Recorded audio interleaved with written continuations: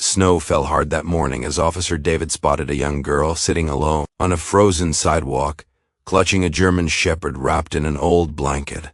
A cardboard sign hung from the dog's neck, $5 for sale. But it wasn't the sign that stopped the officer in his tracks.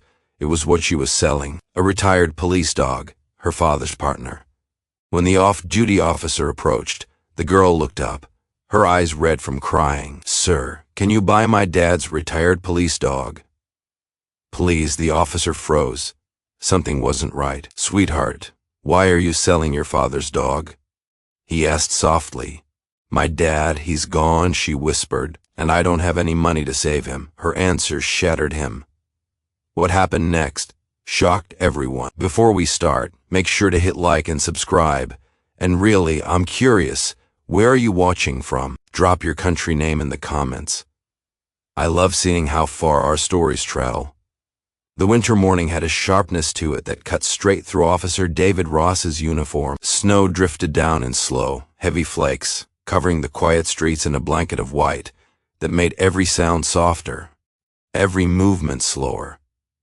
It was the kind of cold that demanded silence, the kind of cold that made people stay indoors unless they had no other choice. Patrol shifts on mornings like this were usually uneventful. Empty sidewalks, locked shops, a world buried under frost. Yet David didn't mind. He'd always found a strange peace in the early hours, especially when the city was calm. The hum of the patrol car heater, the crunch of snow beneath his boots, the way his breath rose in thin clouds, it reminded him that despite everything he'd seen as an officer, the world still had quiet mornings waiting for him, moments where he could breathe, reflect, and simply be human. He sipped lukewarm coffee from the metal cup beside him and glanced out the window. Christmas decorations from last week still hung on light poles, some partially buried in snow. A child's forgotten mitten sat on the sidewalk, frozen stiff. Somewhere in the distance, a snowplow rumbled like a tired giant, clearing its path. David tightened his gloves and began his usual patrol down Oak Ridge Avenue, a route he'd walked for years. He greeted the few shop owners shoveling snow, checked the local pharmacy's back entrance, then continued down toward the old park fence. Most days it was routine, predictable, safe. But today, something felt different. Maybe it was the silence, too deep, too still, or the way the wind seemed to carry a faint tremor, like it was trying to deliver a warning. David couldn't pinpoint it, but his instincts, honed through years of service, pricked at the edges of his awareness. He slowed his steps, scanning the area with the trained calmness of a man who'd learned to trust the smallest signs. A dog barked in the distance, then suddenly stopped. A gust of wind swept across the street, sending a swirl of snowflakes dancing around him. Then he saw it. Far down the long, empty sidewalk, just beyond the black iron fence of Riverside Park, a tiny shape sat hunched in the snow, too small to be an adult, too still to be safe. David squinted, heartbeat picking up. A child? A child sitting alone, unmoving on a freezing winter morning.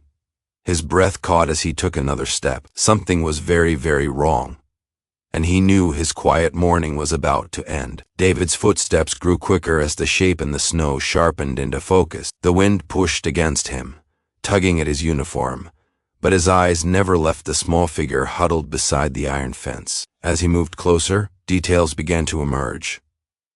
Frail shoulders, trembling hands, a thin dress far too light for a morning this cold. Snow clung to her hair and sleeves like frost on fragile branches. Then he saw the dog. A large German shepherd sat pressed tightly against the girl's side. His body curved protectively around her. His fur was dusted with snow, but his posture was alert, ears raised, eyes sharp, watching David's every move. This wasn't the posture of a stray or a pet left outside. This was a trained dog. Disciplined, focused, the kind that recognized danger before anyone else did. But what made David's breath hitch wasn't the dog's stance. It was the cardboard sign hanging from a thin string around the dog's neck. $5 for sale, $5. A trained German shepherd in the snow with a child. David felt something heavy grip his chest. He approached slowly, careful not to startle them. "Hey, sweetheart," he said gently, lowering his voice. "Are you okay out here? It's freezing." The girl lifted her head. That single motion broke him. Her eyes were red and swollen from crying. Her cheeks were raw from the icy wind. She looked no older than 9, maybe 10, but her expression carried a weight no child should ever know. Fear, exhaustion, and something worse, surrender.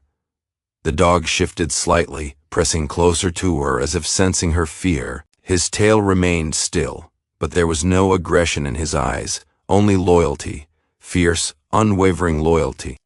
David stopped a few feet away, kneeling down so he wouldn't tower over them. "My name is David," he said softly. "I'm a police officer. I just want to make sure you're all right." She didn't speak at first. Her lips trembled from the cold. Her fingers clung to the dog's fur, like it was the only thing keeping her anchored to the world. Finally, she whispered, her voice thin and brittle, I'm fine, sir." But everything about her said otherwise. David glanced at the dog again. Clean coat, strong build, intelligent eyes. This wasn't a family pet. It was unmistakable, a retired canine. He'd worked with enough to recognize the posture instantly. He looked back at the girl. "That's a good dog you've got there," he said carefully. "What's his name?" The girl swallowed hard, her breath coming out in shaky clouds. "Tyson," she murmured. My dad's dog." Her dad's dog, not hers, not a pet. Something inside David tightened. He pointed gently to the sign hanging from Tyson's neck. "Did you make that?" She nodded once. "And you're selling him for $5. Her eyes filled again as she looked down at Tyson, stroking his head with trembling fingers. Then she whispered the words that pierced David's heart. "Sir, can you please buy him?" For a moment, David forgot about the cold, forgot about the snow, forgot about everything, because the way the little girl said those words felt like someone had pressed a hand straight into his chest and squeezed. He studied her face, searching for any sign that this was a misunderstanding, a joke, a child's confused idea. But her eyes told the truth. This was desperation. "Sweetheart," David spoke softly, choosing his words with care. "Why would you want to sell Tyson? He looks like he means the world to you." The girl lowered her gaze, her lashes trembling under melting snowflakes. I have to," she whispered. "We need money. My dad, he's sick. Really sick."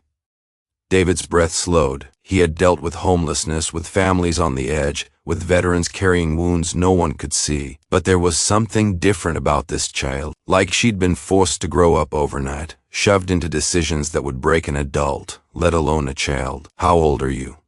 David asked. 9, she murmured. 9. 9 years old, sitting in the snow, begging a stranger to buy her father's retired police dog. Tyson leaned his head into her arm, licking the back of her hand as if reminding her he was still there, still loyal, still hers. She clutched him tighter, burying her face in his fur for a moment as her small shoulders shook. David waited, giving her space. When she lifted her head, her voice cracked in a way that nearly undid him. "My dad says Tyson is brave. He says Tyson saved his life." She took a shaky breath. "But we can't afford food, or heat, or anything. Dad doesn't want me to know how bad it is, but I do."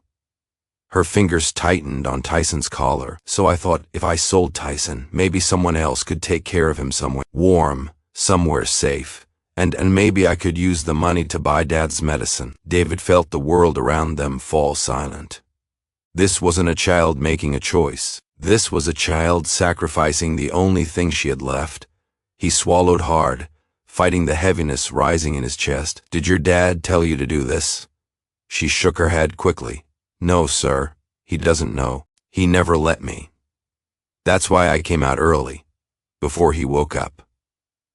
Tyson pressed closer to her again, sensing her distress. The girl brushed her palm over his head, whispering as if to him rather than David, "I'm not selling him because I want to. I'm selling him because I love him."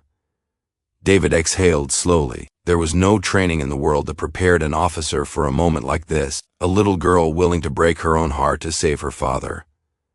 "Lisa," David said gently, finally learning her name. "Look at me." She lifted her tear-filled eyes. "I'm not walking away.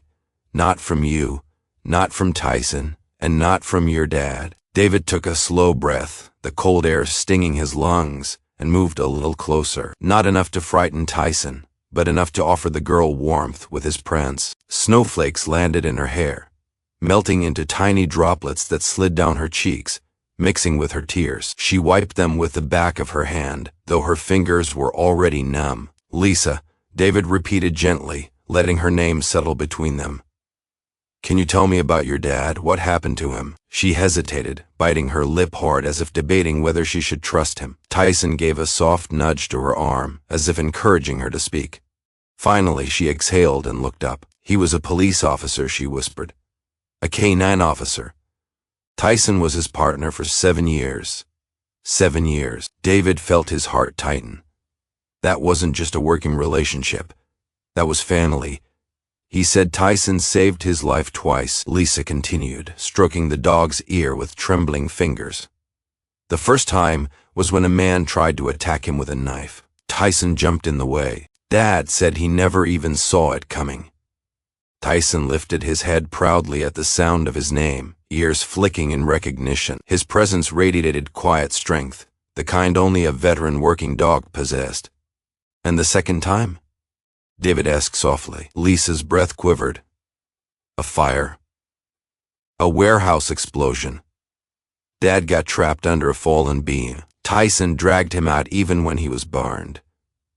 David swallowed hard. Stories like that weren't rare in the K9 unit, but hearing them come from a child whose voice trembled with pride and sorrow at the same time hit differently. "What happened after that?"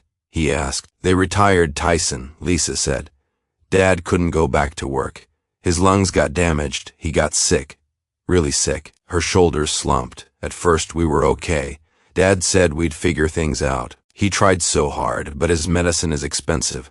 And when he couldn't pay the bills anymore, they cut off our heat." David closed his eyes for a moment. The icy wind biting his face felt insignificant compared to the cold this child had been living with. "When did things get this bad?" he asked quietly. Lisa looked down at her boots, thin, wet, and cracked at the seams. "A few months ago. But Dad kept saying we'd be okay soon, that something would get better." Her voice trembled dangerously. "But nothing got better." Tyson whimpered softly and leaned his head against her small shoulder. Lisa hugged him tightly, burying her face in his fur. "He's all I have left," she whispered. "But Dad needs medicine, and I don't have any money. I thought if someone bought Tyson, if someone could take care of him, then maybe Dad would stop getting worse." David felt the weight of her words settle like snow on his shoulders, cold, suffocating, impossible to ignore. Lisa lifted her face again, eyes red and pleading. "I don't want to lose Dad," she cried softly. "And I don't want Tyson to freeze or starve." I didn't know what else to do. In that moment, David realized this wasn't just a sad situation. It was an emergency. A family hanging by a thread, and that thread was about to snap. David had faced countless difficult situations in his years on the force. Crime scenes, missing children, grieving families. But nothing hit him like this tiny girl sitting in the snow, offering up the only loyal companion her father had left. Lisa's breath fogged in front of her with every trembling exhale, while Tyson sat like a silent guardian, watching David with intelligent, assessing eyes. For a moment, David felt something he rarely allowed himself to feel on duty. Helplessness. He knew protocol. He knew the limits of his authority. Officers weren't supposed to intervene in personal financial issues unless there was immediate danger.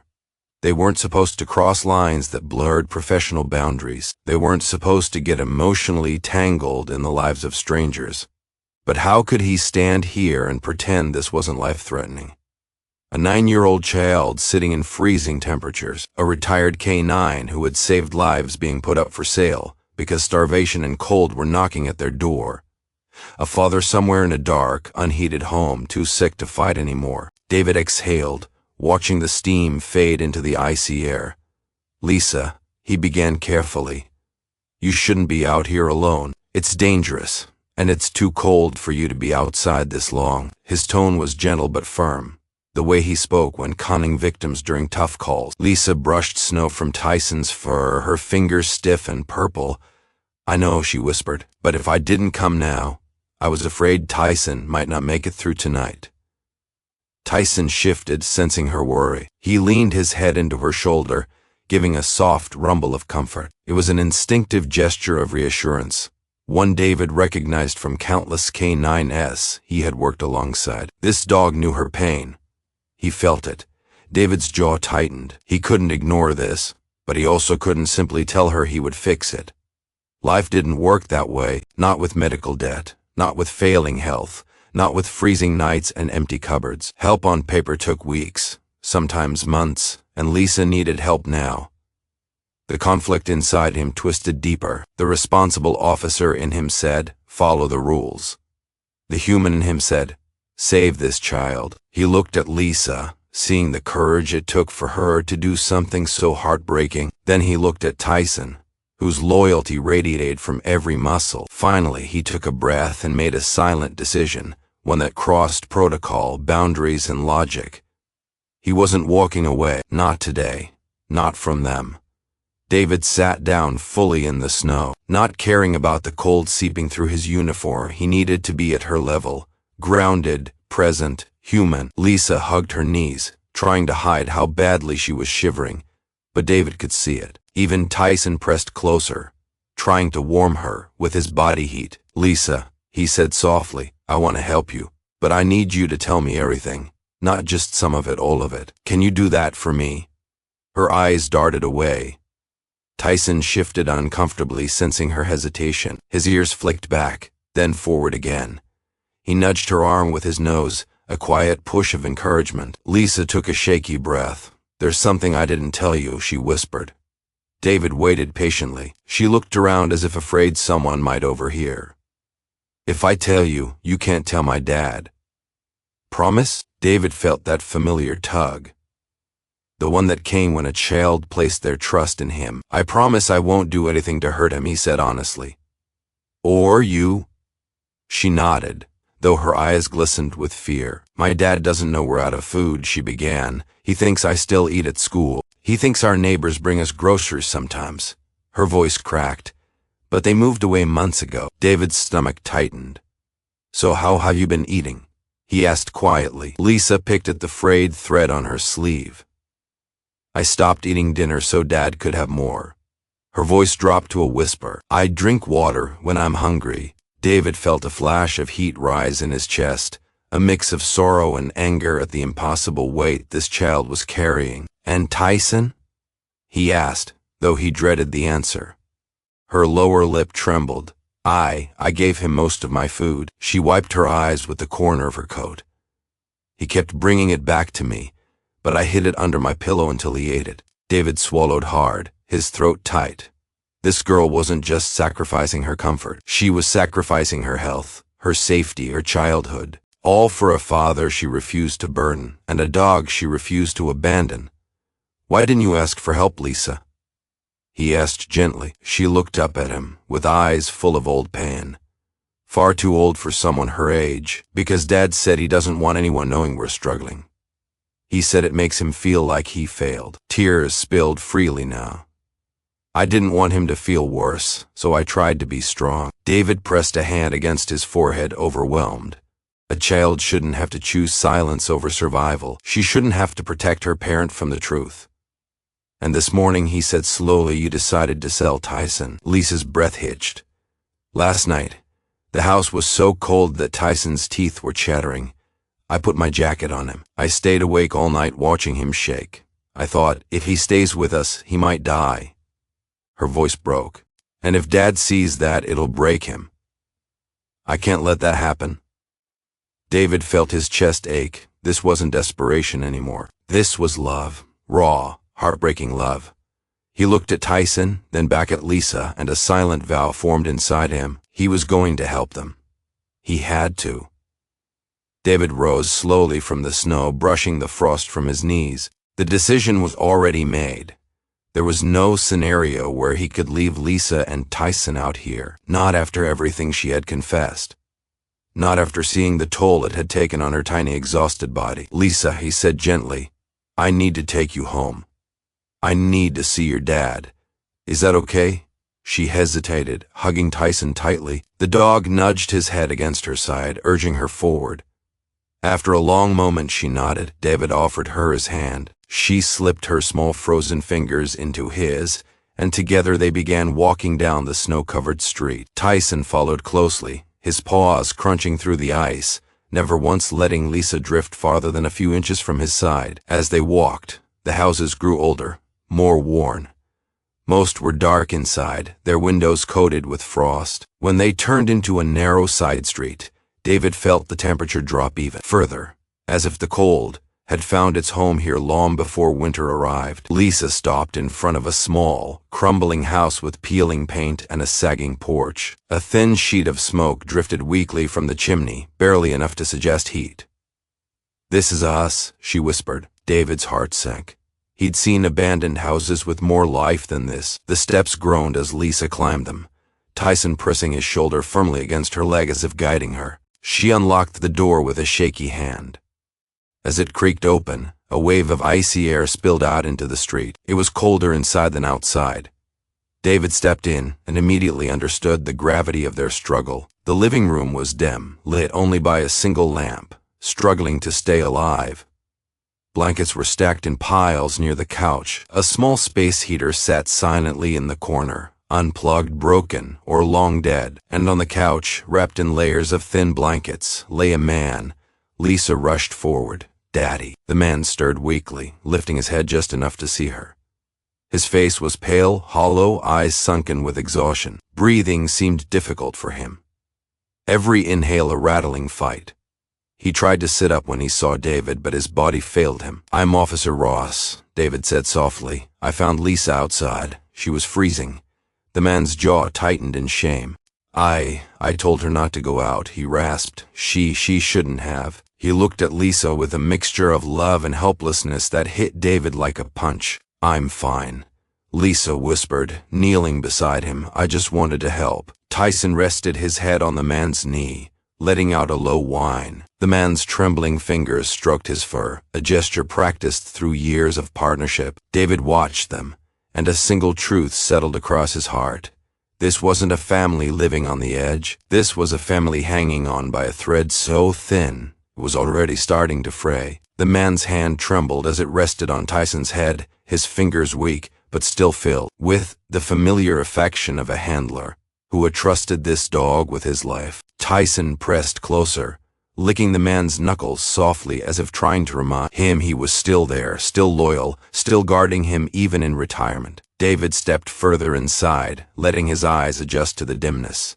The cold inside the house wasn't the gentle sting of winter. It was the kind that seeped into bone, the kind that came for months without sufficient heat. The air felt heavy, as though silence had taken root in every corner.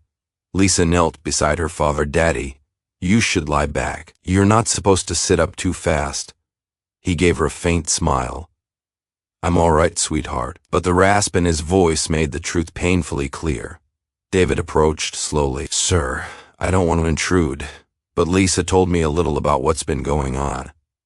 The man's eyes flickered with shame. "She told you too much," he whispered. "She told me just enough," David replied softly. The man leaned back, exhausted by even that small conversation. His breathing was shallow, labored. Every inhale followed by a tight wheeze itself caused him pain. Tyson's ears lowered in concern, and he gently nudged the man's arm. "His lungs," Lisa murmured, her tiny voice filled with worry far too heavy for her age. "The doctors said they're hurt." David glanced at the man who nodded weakly. "It happened on my last call," he said. "Smoke inhalation, a warehouse explosion. Tyson dragged me out through the flames." He paused, closing his eyes briefly as though reliving the moment. "The doctors said I should have died in there." Tyson let out a low huff, settling protectively at the man's feet. "When they retired him," the man continued, "I promised I'd give him the peaceful life he deserved. No more danger, no more commands, just comfort." His gaze drifted toward the peeling walls, the broken heater, the pile of blankets that served as bedding. David swallowed hard. "You're a hero," he said gently. "But heroes need help too." The man shook his head, his pride battling his illness.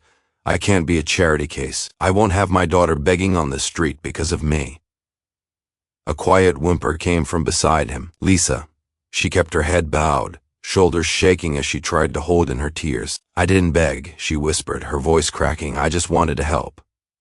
The man's eyes softened with devastation. "Lisa." She burst into tears, throwing her arms around him. "I don't want you to die. I don't want Tyson to freeze. I don't want to lose everything." Tyson immediately stood, placing his paws gently on the couch beside her, his head nudging against her arm. It was the same instinct Tyson had shown on duty. Protect the vulnerable, comfort the wounded, stand guard over the broken. The man's shaky hand stroked her hair. "Sweetheart, I'm sorry. I tried. I really tried." David felt something inside him snap. An overwhelming urge to step in, to lift this crushing weight off their shoulders. This man had once run toward danger, into fire, into violence, so others wouldn't have to. And now he was drowning alone. "Sir," David said quietly, taking a step forward. "You didn't fail. You're sick. That's not failure. That's life hitting in a way none of us can prepare for." The man looked away, jaw tightening. But Tyson, ever loyal, ever watchful, turned his gaze toward David as if silently asking, "Will you help? Will you do what we can't?" David exhaled slowly. Tyson had already saved this man's life twice. Maybe now it was David's turn. David stood in the center of the dim living room, his breath visible in the freezing air, his heart heavy from everything he had just witnessed. Lisa's sobs were soft but gut-wrenching, the kind of sound a child should never have to make. Tyson stayed pressed against her, his tail still, his posture alert, watching over her with the fierce devotion only a canine partner could understand. The father leaned back against the couch cushions, each breath a struggle. Seeing Lisa break like this seemed to hurt him more than his own lungs ever could. "Officer," he rasped, barely able to lift his eyes toward David. "Please don't blame her. She's just a kid trying to survive. She shouldn't have to, but she does." David swallowed hard. "She shouldn't have to survive anything," he said firmly, his voice low but unwavering. "Not like this, not alone, not in the cold." Silence settled between them, broken only by the faint hum of wind slipping through the old window frames. Then David stepped closer, lowering himself onto one knee, so he was eye level with both father and daughter. "Listen to me," he began quietly, his tone steady with resolve. "You're not alone anymore. Not you, not Lisa, not Tyson." The father blinked, exhaustion clouding his eyes. What are you saying?" David took a breath, feeling the weight of the promise forming inside him, a promise that broke every boundary of a simple police call. "I'm gonna help you," he said. "All of you. I don't care what it takes. You've given everything to protect this city. Tyson has risked his life more times than anyone will ever know. Now it's time someone protects you." Lisa lifted her head, her tears freezing on her cheeks. "Why, you mean it?" she whispered, voice fragile. David reached out his hand and gently squeezed hers. "I mean every word." Tyson's ears perked up, as if he understood the shift in the room, the moment when despair began to ease, just enough for hope to slip in. The father shook his head weakly, overwhelmed. "Officer, I don't want to burden you. I'm not looking for charity." "This isn't charity," David said softly but firmly. "It's humanity." Lisa threw her arms around David without warning, clinging to him with all the strength she had left. Tyson rose, stepping forward to rest his head against David's arm, sealing the moment like a silent witness. David hugged Lisa gently, feeling her small body tremble in his arms. "I won't let anything happen to your family," he whispered. "That's a promise." And in that cold, broken home, surrounded by peeling walls, silent rooms, and a loyal dog guarding what little they had left, something powerful sparked to life. Hope. For the first time since entering the freezing house, David felt a small flicker of warmth, born not from heat, but from the fragile trust Lisa and her father had placed in him. But as he pulled out his phone and began making calls, that warmth quickly dimmed. Some problems, he realized, weren't solved by compassion alone. "Emergency housing," David said into the phone, pacing the small living room. "A sick veteran and his 9-year-old daughter. No, they can't wait weeks. They need help tonight." He listened to the response, tightening his jaw. "They're full," he repeated. "Every shelter." Lisa watched him with wide eyes, trying to interpret his expressions. Tyson hovered beside her, tail low, sensing tension. David ended the call and immediately dialed another number. What about medical assistance? He's barely breathing. He needs an oxygen machine, medication, anything. He can't stay in these conditions. More excuses, more delays, paperwork, waiting lists, no funding, no openings. He tried veterans programs next. He served the city for years. He saved lives. He has a retired K-9 partner. Isn't there something, anything you can do? His voice carried the edge of desperation he rarely allowed himself to show, but the answers were the same. We're sorry, Officer Ross, but our program is backlogged. He'll need to apply formally. There's a 10 to 12 week wait.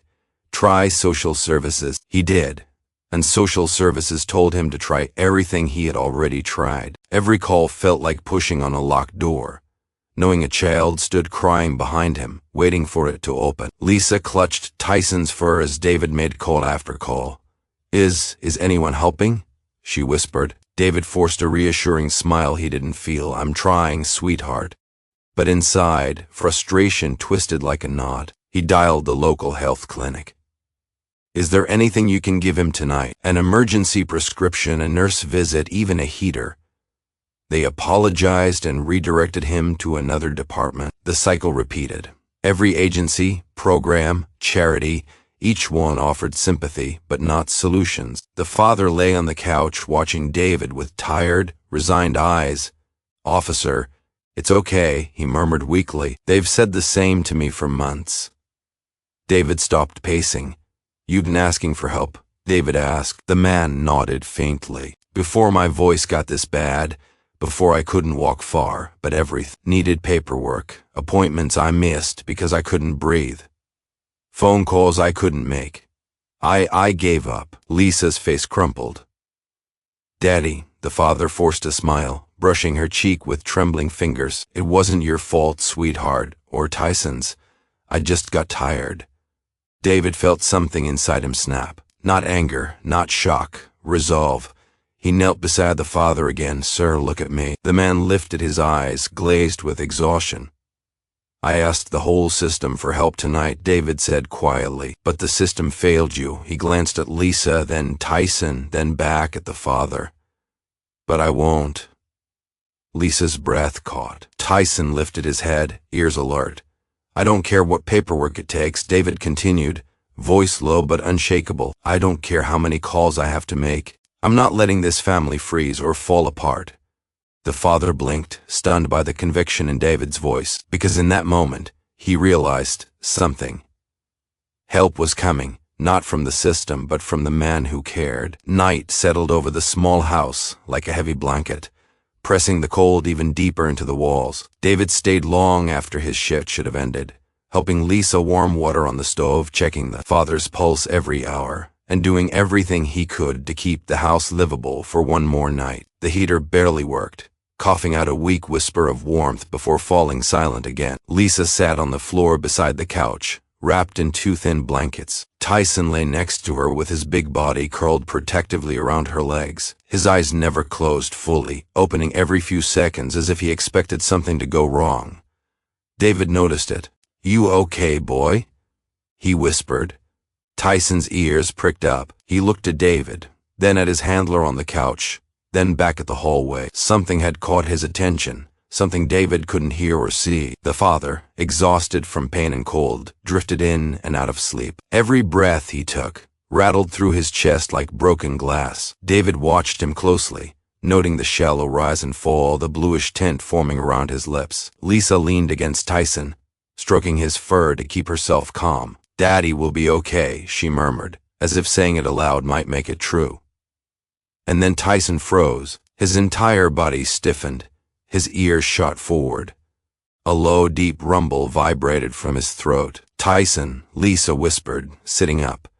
David immediately moved closer. The dog stood slowly, every muscle alert, eyes fixed on the father. He stepped forward, sniffed the air around the couch, then let out a sudden sharp bark, one filled with urgency, not aggression. David's blood turned cold. Is he having trouble breathing again? David rushed to the father's side. The man's chest rose once, but barely. Each inhale was a fight. His fingers twitched weakly against the blanket. Sir, can you hear me? David leaned over him. A faint sound escaped the man's lips, a wheeze thin and fragile. His eyes fluttered open for a moment, unfocused, then rolled back. "Dad," Lisa cried, scrambling to her feet. "Daddy!" Tyson barked again, louder, pushing his nose against the father's arm, trying to rouse him. Then he turned his sharp gaze toward David, his message unmistakable. "Help him now." David felt panic punch him in the chest. "Lisa, grab your coat." She moved instantly, tears streaming down her face. Tyson circled the couch, pacing, barking, nudging, doing everything a trained canine would do when sensing a medical emergency. His instincts were sharper than any alarm. David checked the man's pulse. It was rapid, thready, slipping. "He's going into respiratory distress," David muttered, grabbing his phone. "We don't have time." He dialed 911 with trembling fingers. "Medical emergency," he said urgently. "Unstable, collapsing, possible respiratory failure. I need an ambulance immediately." Lisa clung to Tyson, crying into his fur. Tyson stood tall, unmoving, eyes locked on his handler as if refusing to let him go. "Not again." David placed a firm hand on Tyson's side. "Good boy, you saved him. You saved him again." And in that freezing room, lit only by a flickering lamp, Tyson stood like a guardian, between life and death, a hero who knew something was wrong before any human could. The wail of the ambulance siren cut through the silent night like a lifeline. David paced near the front door, peeking through the frosted window every few seconds, praying the EMTs would arrive in time. Behind him, Lisa knelt beside the couch, gripping her father's hand with shaking fingers, whispering, "Please breathe, please breathe, please breathe." Tyson stood guard, his body rigid, tail stiff, eyes locked on his collapsing handler. Every breath the man fought for, Tyson felt it. His ears twitched with every shallow inhale, and his paws kept shifting, ready to act, ready to bark, ready to warn again if his partner slipped further. Finally, red and white lights flashed through the window. "They're here," David called. The door burst open as two paramedics hurried inside, carrying equipment. The air in the house shifted instantly from desperation to urgency. "What's his condition?" the lead medic asked, already kneeling beside the father. "Severe respiratory distress," David said quickly. "His breaths are shallow. Pulse is weak and fast. He's been without proper heat medication or oxygen support." Lisa stepped back as they worked, tears streaking down her small face. Tyson didn't move. He stayed inches away, watching every motion. The medic fitted an oxygen mask quickly. The father's chest rose slightly, then faltered. "We need to move him now," the medic said to his partner. "Load and go." They lifted him onto the stretcher. Lisa let out a terrified cry. "Wait, please, please don't leave us." David immediately stepped in front of her and knelt. "Lisa, you're coming with him. I'm going with you." She threw her arms around him, sobbing into his shoulder. Tyson pressed his head into her side, protectively, whining. They hurried out of the house behind the stretcher. Snow fell harder now, the wind sharper, as if the world itself understood the stakes. Inside the ambulance, the space was tight. The father lay hooked to monitors, oxygen, and in fourth Lisa sat beside him, clutching his cold hand. David sat across, trying to steady the tremor in his own chest. Tyson wasn't allowed inside the ambulance, but he refused to be left behind. The moment the doors shut, he sprinted alongside the vehicle, barking, jumping, refusing to let the ambulance disappear without him. "Tyson," Lisa cried through the window. "Don't worry," David said. "He'll follow us. He won't leave your dad." And he didn't. The ambulance accelerated through snowy streets, and Tyson ran with a determination born from years of service, paws pounding, breath fogging the air, refusing to slow down. Every street light revealed him still behind them, still fighting to keep up. Inside, the father's chest suddenly heaved. The monitor spiked. The medic pressed his stethoscope to the man's chest, frowning deeply. "He's worse than I thought," the medic muttered. "His lungs are collapsing under the pressure. He should have been hospitalized months ago." Lisa's grip tightened on David's sleeve. "Is he dying?" she whispered, voice trembling. David shook his head quickly. "No. Look at me. No, we're getting him help." Tyson found the danger in time. You called for help. We're not losing him tonight. The medic looked up, meeting David's eyes with a silent, grim truth. They were close, too close, but not too late. The ambulance skidded into the hospital bay. Doctors rushed out, taking the stretcher straight into the ER. David carried Lisa inside as Tyson, exhausted and shivering, ran up and pushed his head into her arm. Inside the brightly lit hospital corridor, warm, overwhelming, terrifying, Lisa whispered the only words she could manage. "Daddy, please don't leave me." And Tyson sat beside her, chest rising and falling, eyes fixed on the ER doors, waiting, watching, guarding. His third rescue had just begun. The hospital hallway felt painfully bright after the dim, freezing house. Lisa sat on a plastic chair, legs pulled to her chest. Tyson curled protectively around her feet like a furry shield. Every few seconds, she lifted her head to stare at the red emergency surgery sign above the doors, eyes pleading for it to change, to show any sign of hope. David stood nearby, hands clenched at his sides. He had seen emergencies. He had seen tragedies. But something about this family, broken, proud, silently suffering, had carved itself into him in a way he hadn't expected. He couldn't shake the image of Lisa sitting in the snow with a cardboard sign, or the father, pale and gasping, apologizing for being sick. A doctor finally pushed through the doors. Lisa shot to her feet, clinging to Tyson's collar, her breath hitched in her throat. "How is he?" David asked, stepping closer. The doctor looked tired but not defeated.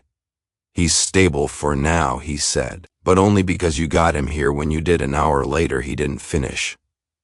Lisa swallowed hard. Can I see him?" "Not yet, sweetheart," the doctor said gently.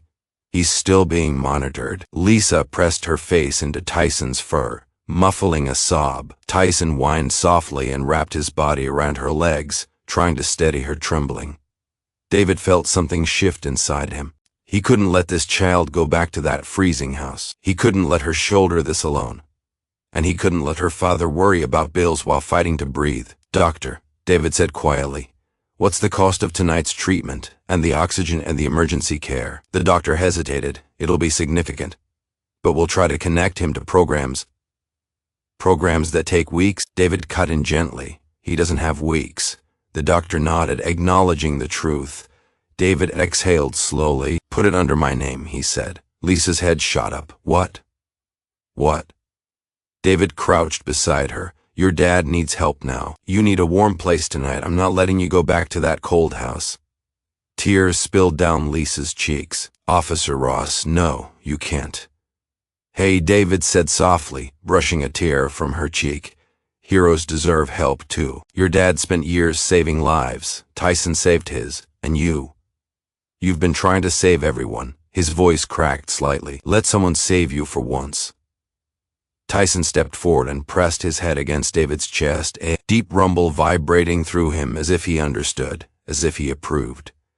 David placed a hand on Tyson's neck. "You're a good dog," he whispered. "But tonight, you don't have to carry everything alone." Lisa wrapped her arms around David, hugging him tightly, her small body shaking with relief and exhaustion. "You saved my dad," she cried. "Just like Tyson did." David closed his eyes for a moment, overwhelmed by the weight of her words. He wasn't her father. He wasn't even a friend until today. But tonight, he had become the one thing she desperately needed, someone who wouldn't give up on them. Morning sunlight slowly crept through the hospital windows, painting soft gold across the waiting room floor. Lisa had fallen asleep, curled against Tyson, her cheek resting on his thick fur, her small hands gripping his collar even in sleep.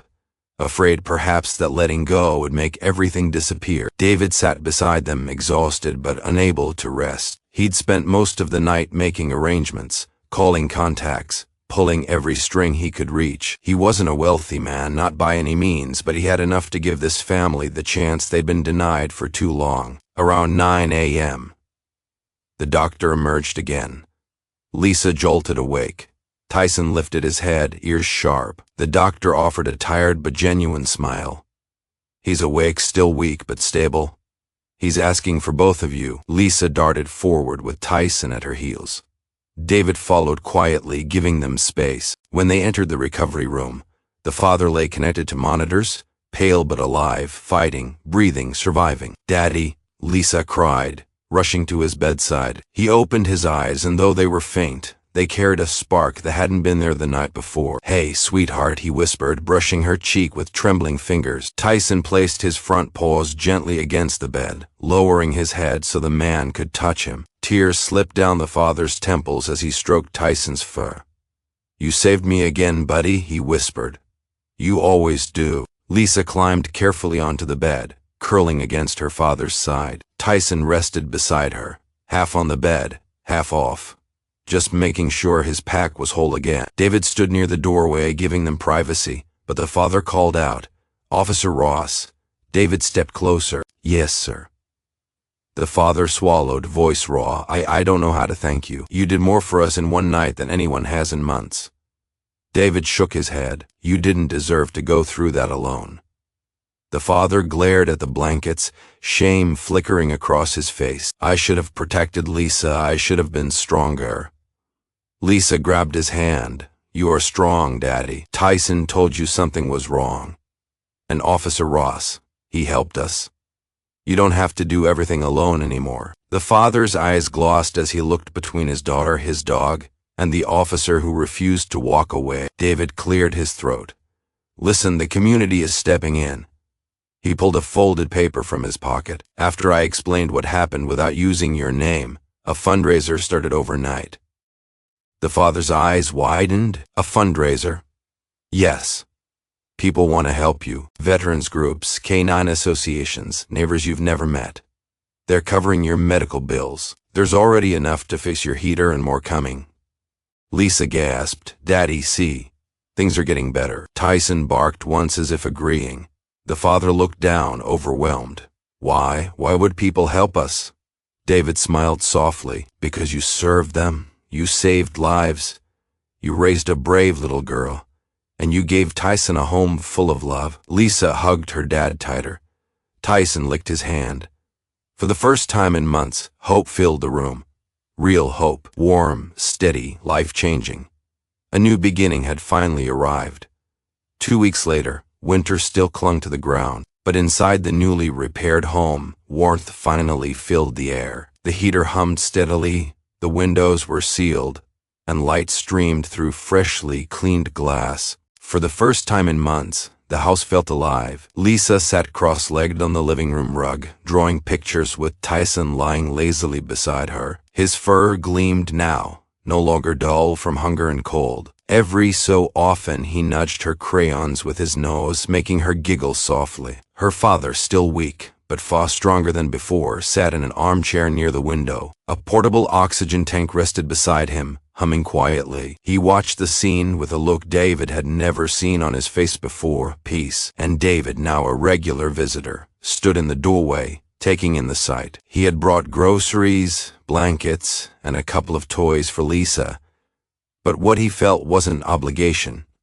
It was connection. It was family. "You look better," David said warmly, stepping inside. The father managed a small smile. "I feel better. The doctor said I'm responding well to the treatment. I still have a long road, but at least I'm finally on it."